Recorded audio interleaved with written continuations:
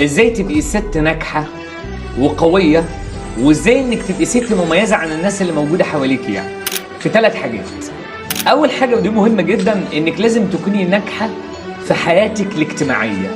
ونجاحك في حياتك الاجتماعيه ده انك تختاري الناس اللي موجوده حواليكي. مش معنى ان انت مشاعرك زياده عن اللزوم وعندك العاطفه زياده ان اي حد يخش جوه حياتك. اختاري الوسط المناسب لحياتك، من صاحبتك ومن الناس اللي هتتكلمي معاهم ومن الناس اللي انت بتشاركيهم تفاصيل جوه حياتك.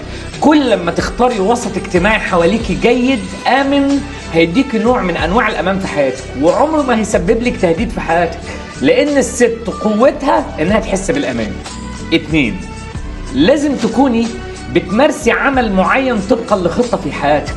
عمرك ما هتبقى قويه وانت ما انتش عارفه انت عايزه ايه. عمرك ما هتبقى قويه وانت مش حاطه تارجت في حياتك تنجحي وتوصلي له. اما بنقلب على السوشيال ميديا بنلاقي واحده ممكن تبقى اشهر شيف موجوده، بتطبخ، بتعمل، واحده تانية بتفصل فساتين، واحده تانية بتعمل ايه.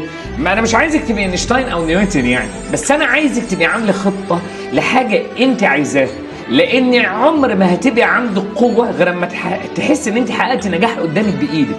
فلازم تعملي ده، دوري على حاجه تحققها فيها نجاحك في اقرب وقت. 3، لو انت موجوده جوه اسره، ودي حاجه مهمه جدا، نجاحك من نجاح الاسره اللي حواليكي. وطول ما انت بتبني في البيت في ولادك وجوزك جنب شغلك وبتكبريهم، طول ما انت هتبقي اقوى ست في الدنيا. وبص حواليك، مفيش ست كبيره بتبقى قويه من غير ولادها ما يبقوا اقوياء حواليها. مفيش ست في الدنيا بتبقى قويه غير اما تبقى قدرت انها تخلي جنبها راجل سند، يبقى سند ودعم ليها. فاوعي تتخيلي ان نجاح بيتك هياخد من حياتك، بالعكس ده اول حاجه هتحطك على الطريق الصح.